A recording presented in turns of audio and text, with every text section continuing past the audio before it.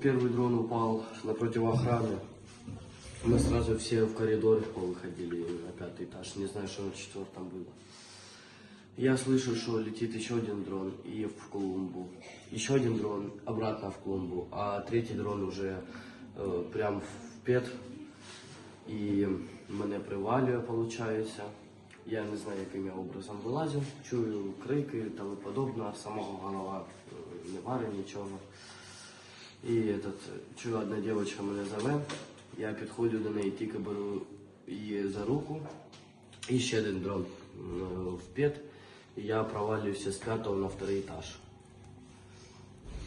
И потерял сознание или нет? Нет, не терял я сознание. Ничего не сломал тоже. Я встаю, и мне кирпич на голову падает. Я обратно слышу дрон, и получается он обратно в пет, и меня волной выкидывает